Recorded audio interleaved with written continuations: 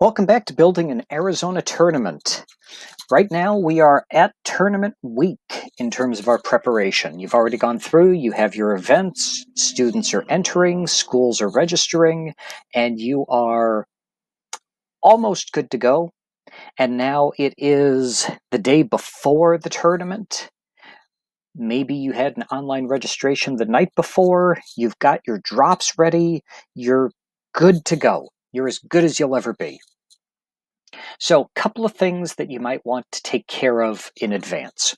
We're here on the Settings website tab, and there's an option under Postings for live updates. This will let people be able to follow entries. So, a parent or a coach or a friend wants to just see where the competitor is in the tournament. We can enable them to be able to follow those competitors as they go through. Now, being a virtual tournament, it doesn't really tell us that they'll be in a particular building, but this will help. I don't believe that this enables judges and competitors to get live blasts. I think that as long as their email and phone numbers are in the system, that will happen when we post around.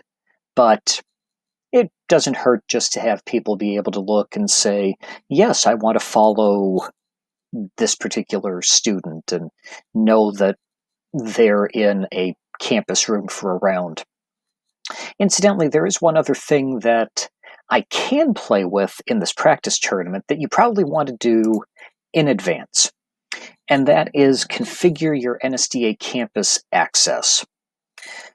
So we're under Settings, Sites and Rooms. We've already said they're going to be online events. And we're going to use NSDA Campus. So here's where you would purchase your rooms. And, I'm going to want 100 rooms for this practice tournament because we're going big or going home. So here's where I would purchase those. And you know what? It's going to be a Friday-Saturday tournament. So I'm actually going to need to I think my tournament was scheduled for like Saturday, Sunday, or Sunday, Monday. Either way. Nope, Friday, Saturday, 25th, 26th. I have to purchase rooms for both days. So if I know that on Friday I'm going to need 100 rooms for debate prelims, I would want to purchase 100, but then for Saturday, I know that I'm going to need 50 rooms for debate elims and whatever IE prelims I'm going to have. I'm going to need to purchase 150, then I can say 150 here. What events am I going to use Campus for? Well, I'm going to use Campus for all of them. And then I can also determine, do I want my elims to be able to be live streamed? Well, Congress, no, because we don't really have Congress elims in this practice tournament system. But NPF, VLD, VPF, sure. Interps, I would say no because of copyright issues, but extemp, impromptu, and oratory, I could do that. And so now when we go to our schematics, we're going to see the NSDA campus take the place of a room number. So now, how do I create the event? I can do this in a few ways.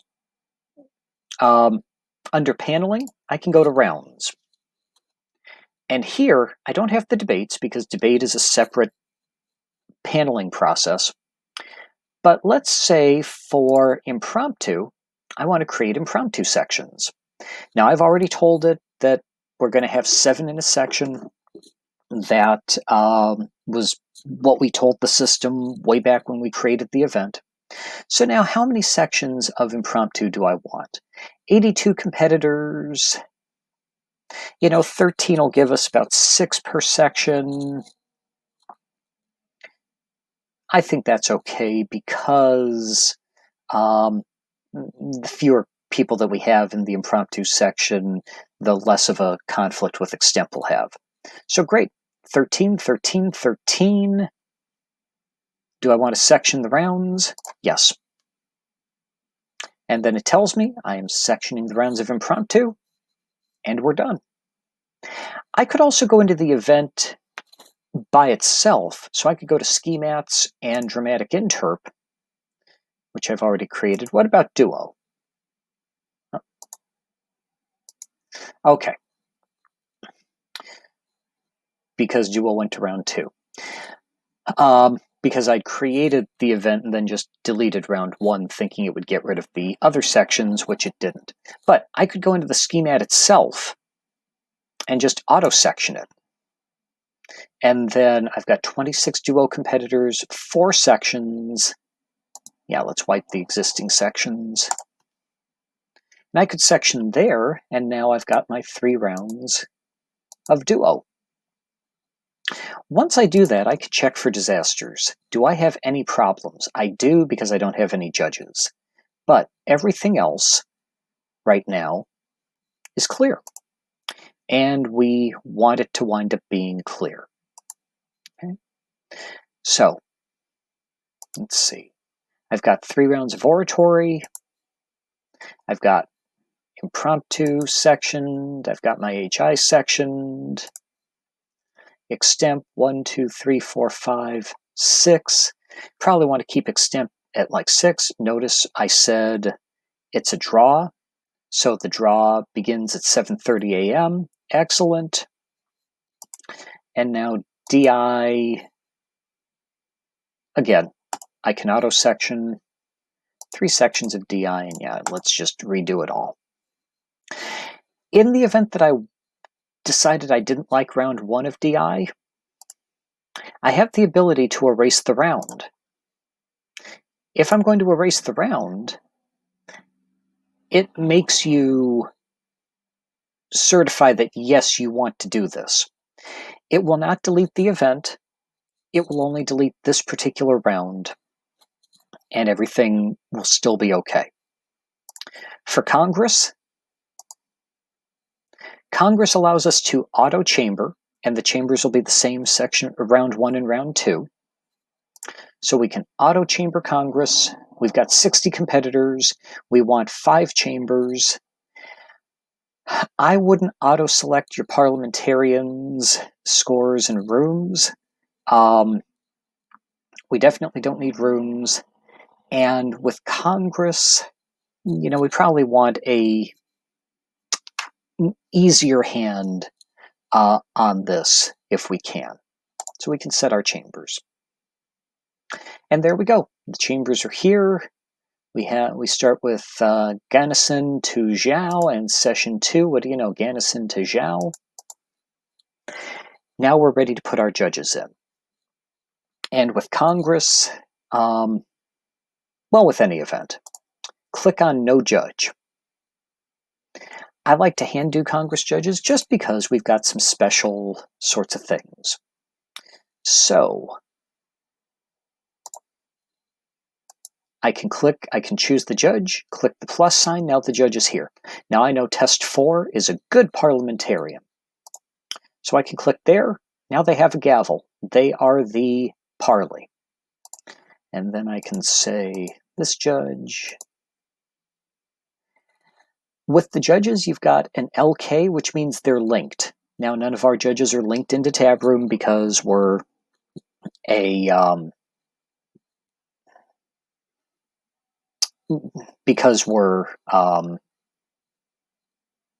practice tournament. How many times have they been used so far? And how many of their own competitors do they have in this event? If they come up here, they're clean. The system won't give you a dirty judge in this dropdown. And so I've got that. Now let's say that I want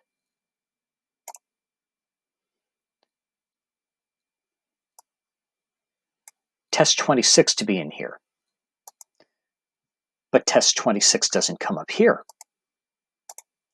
I could find test 26 and I could add literally any judge.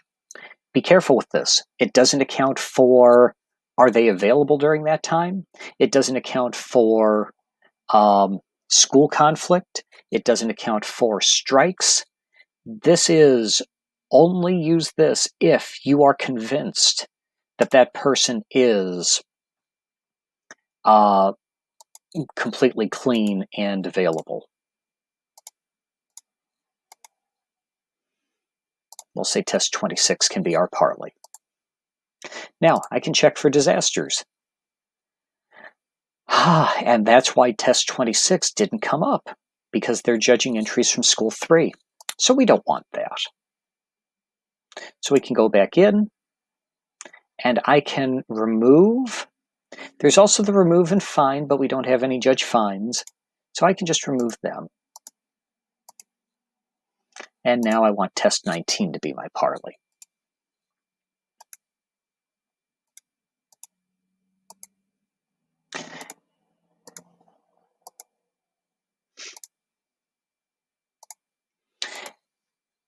Also, as you're going through, when you select somebody from a particular school, it will remove anybody else from that school as an option when you're judging. So if I was to pick a school 13 person, then the other school 13 person would disappear as a possible judge. It does double check for that.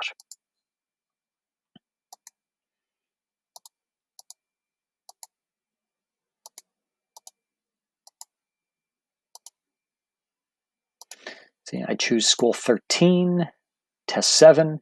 Now the other school 13 disappears as an option.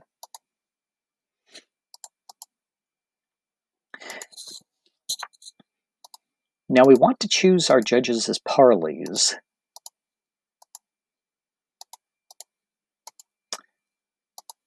Because when you've selected your parley, they are supposed to carry over to session 2.